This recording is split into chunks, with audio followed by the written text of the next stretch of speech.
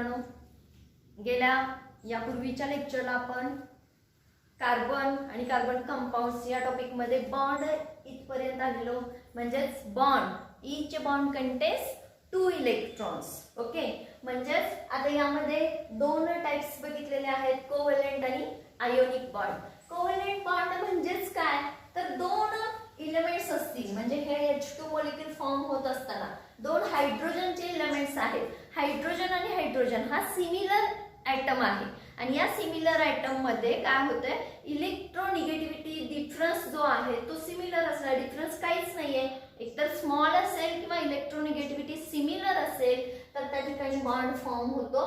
तो बॉन्ड म्हणजेच covalent bond. मग डेफिनेशन आपण अशी करू शकतो, bond exists between two atoms which having similar electronegativity or small difference between the electronegativity. Okay, हा झाला कोव्हॅलेंट बॉन्ड. त्यातला आपण एक्झाम्पल बघायला घेतलेलं H2 हा मॉलिक्यूल आहे. During the formation of molecule, आता इथं दोन हायड्रोजनचे ॲटम्स असणार आहेत, पण हायड्रोजन ॲटॉमिक नंबर 1 आहे, त्याचा हा एक इलेक्ट्रॉन, दुसऱ्या हायड्रोजनचा एक इलेक्ट्रॉन. हायड्रोजन मध्ये आहे सिंगल बॉन्ड.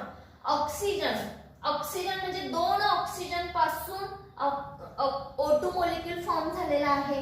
हा O2 मॉलिक्यूल फॉर्म होत असताना आपण बघितलं डिटेल्स. ऑक्सिजन ॲटॉमिक नंबर 8, मग electronic configuration 2 6. Outermost shell मध्ये इलेक्ट्रॉन्स किती आहेत, 6 आहेत. म्हणजे प्रत्येक ऑक्सिजनचे इलेक्ट्रॉन्स असणार आहेत 6.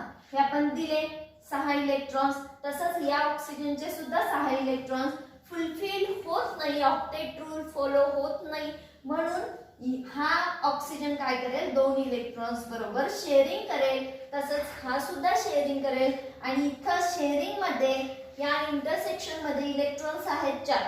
मग हे जे 4 इलेक्ट्रॉन्स आहेत त्यामुळे बॉन्ड फॉर्म होत असताना डबल बॉन्ड फॉर्म होणार आहे. ओके, आता जर N2 हे एक्झाम्पल घेतलं तर फॉर्मेशन ऑफ N2 मॉलिक्यूल म्हणजे दोन नायट्रोजन दोघांमध्ये बॉन्ड असणार आहे. मग nitrogen having atomic number 7, electronic configuration 2 5. मग आउटर मोस्ट शेल मध्ये इलेक्ट्रॉन्स किती, 5. मग नायट्रोजन आणि इकडे एक नायट्रोजन असं N2 मॉलिक्यूल फॉर्म होणार आहे. पण हा कसा फॉर्म होतोय बघा, या नायट्रोजन मध्ये आउटर मोस्ट शेल मध्ये इलेक्ट्रॉन्स किती आहेत, 5. मग हे दिले 5 आणि याचे सुद्धा 5 असणार आहेत, 2 3 4 5.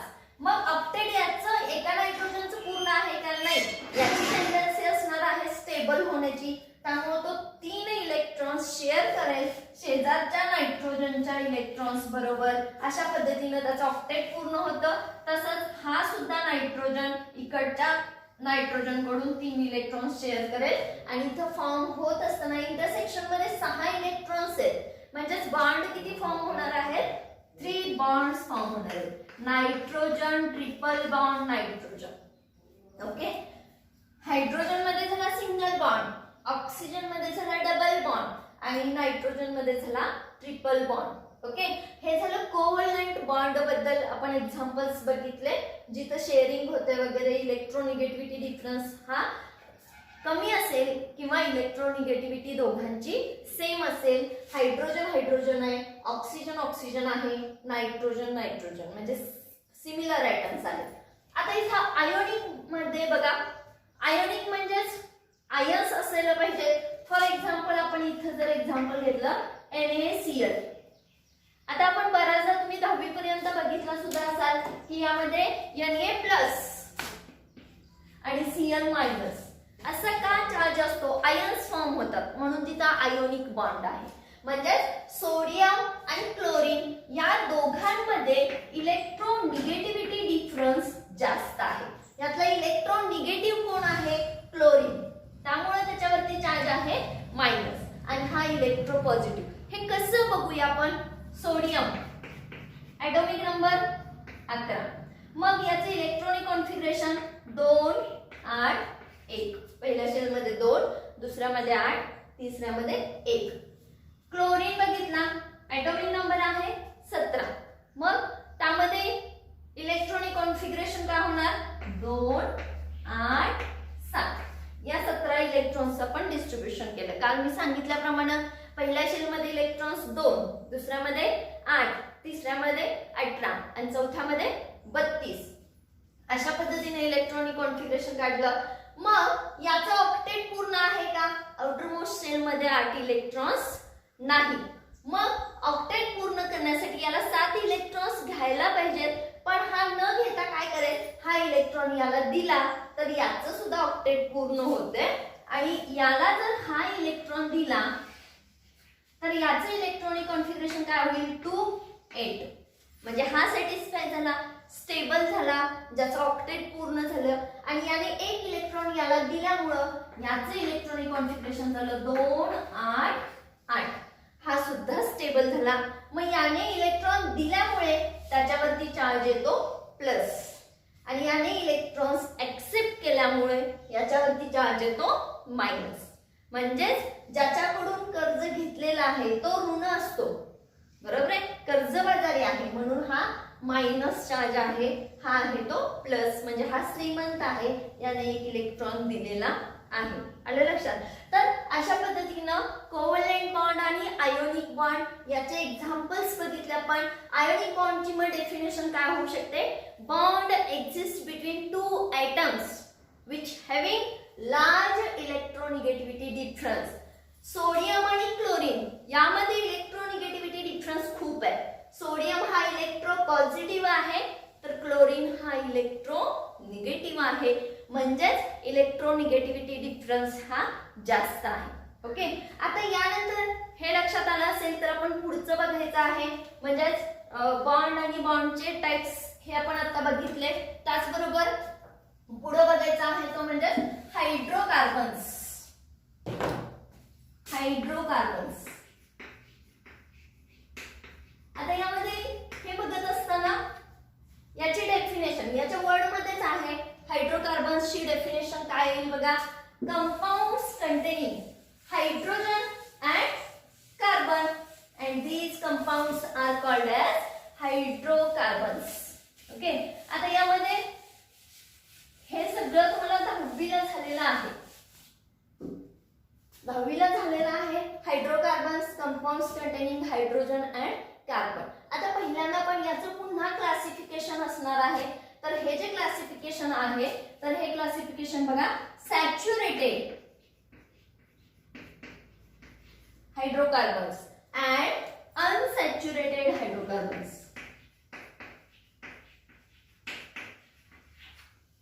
दोन टाइप्स आहेत. हायड्रोकार्बन्सची डेफिनेशन बघितली. सॅच्युरेटेडच्या यस वरून लक्षात ठेवायचं, contains only single bond.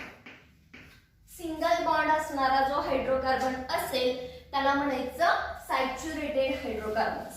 Okay, आता त्यानंतर याची डेफिनेशन इथं जो येतो तो अल्केन्स. जे काल आपण एक्झाम्पल बघितलेलं मिथेन, हे एक्झाम्पल अल्केनचं एक्झाम्पल आहे. पहिला अल्केन आहे तो. मग अल्केन्सची डेफिनेशन काय होऊ शकते बघा, aliphatic saturated hydrocarbons are called as alkanes. म्हणजे तीनच वर्ड्स आहेत. अलिफॅटिक, अलिफॅटिक म्हणजे स्ट्रेट चेन असणार आहे तर त्याला झाला अलिफॅटिक. सॅच्युरेटेड म्हणजे सिंगल बॉन्ड आणि हायड्रोकार्बन्स म्हणजे ज्यामध्ये हायड्रोजन आणि कार्बन आहेत असे. मग अल्केन्सची डेफिनेशन काय, aliphatic saturated hydrocarbons are called as alkanes. म्हणजे तीनच वर्ड्स आहेत, अलिफॅटिक सॅच्युरेटेड हायड्रोकार्बन्स. मग त्याचं एक्झाम्पल आपण जे गेल्या वेळेस बघितलेलं होतं ते CH4, मिथेन, हे डिटेल्स मध्ये आपण बघणारच आहे. ओके, पण अल्केनचा जनरल फॉर्म्युला काय असेल बघा, CnH2n+2. हा आहे तो त्याचा जनरल फॉर्म्युला आहे. हा फॉर्म्युला कसा अप्लाय करायचा म्हणजे नंबर n हा फॉर्म्युला मध्ये तुम्ही कोणतीही व्हॅल्यू घालू शकता. 1 घातलं तर इथं सुद्धा 1 येईल. म्हणजे C जर 1 असेल, C1 असेल तर H2 × 1 + 2 म्हणजे C1. H किती झाले, 2 + 2 CH 4 असा हा मिथेन फॉर्म होतो. म्हणजेच हा जनरल फॉर्म्युला आपल्याला व्यवस्थित लक्षात ठेवावा लागेल अल्केनसाठी. अल्केनची डेफिनेशन काय? Aliphatic saturated hydrocarbons are called as alkanes आणि त्याचा जनरल फॉर्म्युला आहे CnH2n + 2. आता त्यानंतर आपल्याला अनसॅच्युरेटेड मध्ये बघायचं आहे. अनसॅच्युरेटेड मध्ये दोन प्रकार आहेत. एक तर डबल बॉन्ड आणि पुढचा आहे तो ट्रिपल बॉन्ड. शॉर्ट मध्ये लिहिते डबल बॉन्ड आणि ट्रिपल बॉन्ड. आता इथं बघा अल्किन्स म्हणजे ज्यामध्ये दोघांमध्ये फरक काय आहे बघा. इथं ANE होता, आता इथं काय झाला ENE झाला. अल्कीन म्हणजे डबल बॉन्ड, सिंगल बॉन्डच्या ऐवजी इथं काय आला डबल बॉन्ड आला. मग अल्केन्सची डेफिनेशन काय असू शकते? Unsaturated hydrocarbons containing at least one carbon carbon double bond. Double bond जो आहे तो कार्बन कार्बन मध्ये असायला पाहिजे, तर तो जो कंपाऊंड असेल तो असणार आहे अल्किन. अल्किनची डेफिनेशन कशी तयार कराल? Unsaturated hydrocarbons containing at least one carbon carbon double bond is called as alkene. मग याचा जनरल फॉर्म्युला काय आहे बघा. CnH2n. जेवढे कार्बन असतील त्याच्या दुप्पट हायड्रोजन असतील. आलं लक्षात? हा फॉर्म्युला सांगतोय आपल्याला CnH2n. हे झालं अल्किन्स बद्दल. अनसॅच्युरेटेडचाच प्रकार आहे ट्रिपल बॉन्ड. म्हणजे अनसॅच्युरेटेड इथं आपण सांगितलं सॅच्युरेटेड. सॅच्युरेटेड मध्ये यस वरून लक्षात ठेवा सिंगल बॉन्ड. अनसॅच्युरेटेड जे तुम्हाला 10वीत असताना संपृक्त असंपृक्त म्हणजे इथं फक्त सिंगल बॉन्ड असेल, इकडे डबल किंवा ट्रिपल बॉन्ड असेल. ओके. आता यामध्ये अनसॅच्युरेटेड मधला डबल बॉन्ड बघितला. आता ट्रिपल बॉन्ड त्याला काय म्हणायचं बघा अल्काइन. फरक E आणि E च्या ऐवजी इथाला YNE म्हणजेच अल्काइन. चुकून सुद्धा स्पेलिंग चुकलं तरी आपला सगळा वर्ड तो चुकणार आहे, त्याचं मीनिंग चुकणार आहे. मग इथं अल्काइनची डेफिनेशन काय करू शकतो? ट्रिपल बॉन्ड आहे means unsaturated hydrocarbons containing at least one carbon carbon triple bond is called as alkyne. Then त्याचा जनरल फॉर्म्युला याच्यासारखा CnH2n -2. CnH2n अल्केन्सच्या इथं आहे, इकडे +2 आहे अल्केन्सला आणि इकडे आहे तो जनरल फॉर्म्युला CnH2n -2. म्हणजे हा सेंटरला आहे कोण? अल्किन. इकडे आहे ते +2 आहे, इकडे आहे तो -2 आहे. अशा पद्धतीनं आज आपण 3 डेफिनेशन्स आणि 3 फॉर्म्युले बघितले. जसे की अल्केन्सची डेफिनेशन 3च words aliphatic saturated hydrocarbons are called alkanes. त्याचा जनरल फॉर्म्युला CnH2n +2. त्यानंतर अनसॅच्युरेटेड मध्ये अल्किन बघितला, त्याची definition unsaturated hydrocarbons containing at least one carbon carbon double bond is called alkene. General formula CnH2n. आणि त्यानंतर alkynes definition unsaturated hydrocarbons containing at least one carbon carbon triple bond is called as alkyne. Then general formula CnH2n -2. आलं लक्षात? म्हणजे 3 झाले alkane, alkyne आणि alkyne. आता त्यानंतर आपल्याला हे सगळे डिटेल्स बघायचे. म्हणजे पहिल्यांदा अल्केन्स बघूया डिटेल्स मध्ये. त्याची डेफिनेशन झाली आणि डेफिनेशन जनरल फॉर्म्युला लक्षात ठेवायचा आहे. त्याच्यावरून आपण IUPAC नॉमेनक्लेचर लक्षात घ्यायचं आहे. ओके. अल्केन्सची डेफिनेशन आणि त्याचा एक चार्ट तयार करायचा आहे, जे आपल्याला बेसिक जसं 1 2 यायला पाहिजे तरच बेरीज वजाबाकी येईल, तसं केमिस्ट्री मधले अल्केन्सची नावं बघूया. पहिल्यांदा नंबर ऑफ कार्बन ॲटम्स.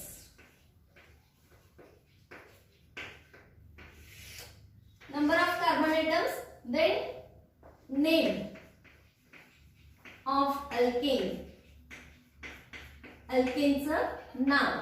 हे तुम्हीच टेबल तयार करायचा आहे. हा तुमच्यासाठी आजच्या लेक्चरचा होमवर्क सुद्धा होऊ शकतो. Name of alkane, then molecular formula, then structural formula.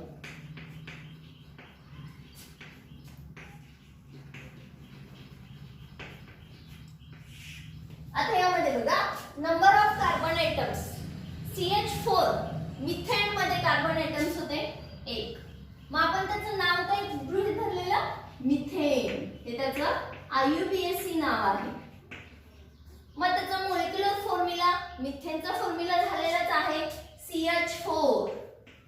म्हणजे या फॉर्म्युलासाठी मोलेक्युलर फॉर्म्युला काढत असताना कोणता फॉर्म्युला लागणार आहे? CnH2n+2 हा फॉर्म्युला लागणार आहे.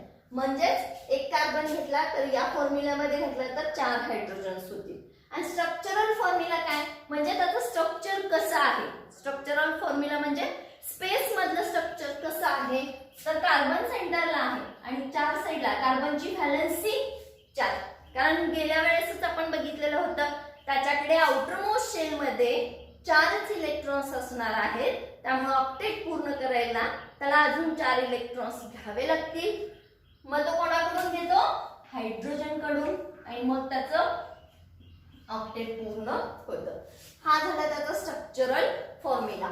आता त्यानंतर दुसरा, कार्बन 2 असतील तर त्याचं नाव असतं इथेन.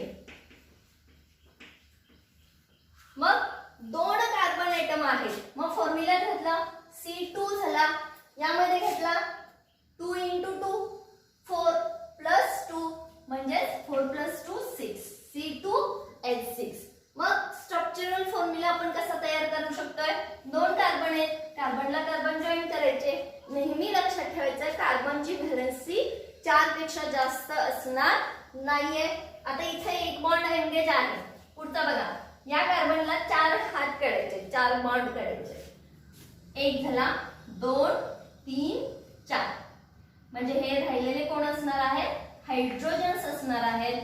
या कार्बनचा हा बॉन्ड झालेला आहे म्हणजे इकडे 1 हायड्रोजन, 2 हा 3 आणि हा बॉन्ड 4. कार्बन किती झाले बघा? 2. हायड्रोजन्स किती झाले? 6. आलं लक्षात? तर अशा पद्धतीने हे स्ट्रक्चर सुद्धा काढता यायला पाहिजे. स्ट्रेट चेन काढायचे. कारण आपण अल्केन्सची डेफिनेशनच काय केलेली होती? Aliphatic saturated hydrocarbons. म्हणजे स्ट्रेट चेन काढायचे. मग आता समजा इथं पुढचा घेतला if carbon number of carbon atoms 3. Then name of alkane propane. याचं नाव असणार आहे प्रोपेन. मग याच्या फॉर्म्युला मध्ये जर तुम्ही घातला तर C3 यांच्या ठिकाणी फक्त 3 घातले. मग इथं सुद्धा 3 3 दुनी 6 अधिक 2 किती झाले? 8. C3H8 3 दुनी 6 अधिक 2 8. मग अशाच पद्धतीने 3 कार्बन काढायचे. 1 2 3 असे 3 कार्बन स्ट्रेट चेन मध्ये काढायचे. मग कार्बनची व्हॅलेन्सी 4, कार्बनला फ्रेंड्स 4. चला मग हा एक एंगेज आहे. 2 3 4 म्हणजे इथं झाले हायड्रोजन्स. याचे 2 बॉन्ड एंगेज आहेत म्हटल्यानंतर राहिले किती हायड्रोजन्स? 2. याचा एकच बॉन्ड आहे इथं म्हणजे राहिले किती हायड्रोजन्स? 3 हायड्रोजन्स राहिले. मग बघा काउंट करा. 1 2 3 3 कार्बन आयटम्स आहेत. हायड्रोजन्स किती आहेत? 6 हायड्रोजन्स आहेत. बरोबर आहे? तर सॉरी 8 हायड्रोजन्स आहेत. Formula C3H8. अशा पद्धतीने तुम्ही स्ट्रक्चरल फॉर्म्युला 10 पर्यंत तयार करू शकता. म्हणजे पहिल्यांदा आपण नाव बघूया. इफ कार्बन नंबर 4 असतील म्हणजे नंबर ऑफ कार्बन आयटम्स 4 असतील तर त्याचं नाव असणार आहे ब्युटेन. मग formula C4 molecular formula C4 4 दुनी 8 अधिक 2 10. जर 5 कार्बन आयटम्स असतील तर काय असणार आहे? पेंटेन. मग त्याचा फॉर्म्युला C5 5 दुनी 10 अधिक 2 12. 6 कार्बन आयटम्स असतील तर त्याचं नाव असणार आहे हेक्सेन. मग त्याचा फॉर्म्युला C6. 6 दुनी 12 अधिक 2 14. 7 कार्बन आयटम्स असतील तर त्याचा फॉर्म्युला नाव असणार आहे हेप्टेन. मग त्याचा मोलेक्युलर फॉर्म्युला तयार होईल C7. 7 दुनी 14 अधिक 2 म्हणजे 16. ओके. आता समजा 7 पेक्षा जास्त 8 कार्बन आयटमचं नाव असेल octane. If number of carbon items 9 नोनेन. आणि जर 10 असेल तर त्याचं नाव असेल डेकेन. सगळ्या IUPAC नॉमेनक्लेचरला लास्टला ANE आहे. हे सगळी अल्केनची नावं आहेत. अप टू 20 पर्यंत तुम्हाला माहिती पाहिजे तर हे 20 पर्यंत मी तुम्हाला टेबल दाखवेन किंवा आता 10 पर्यंत तरी ऍटलिस्ट तुम्हाला यायला पाहिजे. एक असेल तर मिथेन, 2 कार्बन आयटम्स असतील इथेन, 3 असतील propane, 4 butane, 5 pentane, 6 hexane, 7 heptane, 8 carbon items असतील तर ऑक्टेन, 9 नोनेन, 10 डेकेन. देन याच्या पुढे सुद्धा 20 पर्यंत तुम्ही पाठ करू शकता. आता समजा 11 असेल, मी तुम्हाला हे फक्त शॉर्ट मध्ये सांगितलेलं आहे. सेम असा टेबल तुम्ही तयार करायचा आहे. 20 पर्यंतची नावं मी सांगेन. ओके. हे फॉर्म्युले सुद्धा तुम्ही तयार करायचे. काय केलं, इथं 2 कार्बननी एकमेकांना पकडलेलं आहे बॉन्डनी, इथं 3नी, पुढं 4 5 6 अँड सो ऑन. फक्त ते कार्बन आयटम्स जे आपण काढलेले आहेत हायड्रोजन्स काढले ते या फॉर्म्युलाशी मॅच होतात का बघायचे. जसं आपण इथं काउंट केलं C3 आहेत, हायड्रोजन 8 आहे. अशा पद्धतीने हे टॅली करून बघायचं आहे हा चार्ट मॅच होतोय का. ओके. आता त्यानंतर 11व्याचं नाव काय असेल बघा, अनडेकेन. म्हणजे नंबर ऑफ कार्बन आयटम्स 11 असतील तर नाव असेल अनडेकेन. 12 असतील तर डोडेकेन, 13 असतील तर ट्रायडेकेन, 14 असेल तर टेट्राडेकेन. म्हणजे सगळीकडे टेट्रा जोडायचा आहे. 10 आणि 1 11 म्हणून अनडेकेन, 10 आणि 2 12 म्हणून इथं डोडेकेन, ट्रायडेकेन, टेट्राडेकेन, पेंटाडेकेन, हेक्साडेकेन, हेप्टाडेकेन, ऑक्टाडेकेन, नोनाडेकेन आणि लास्टचं वेगळं आहे आयकोसेन. ANE अल्केन असणार आहे. नंबर ऑफ कार्बन आयटम्स असणार आहेत ते 20 असतील तर अशी 20 कार्बन आयटम्सचे नावं आपल्याला तोंडपाठ झाली पाहिजे. ओके. आजच्या लेक्चरला आपण आज इथंच थांबूया. तोपर्यंत तुम्हाला ही 20 ही नावं तोंडपाठ असतील. हा चार्ट तुम्ही तयार करायचा आहे. ओके. थँक्यू.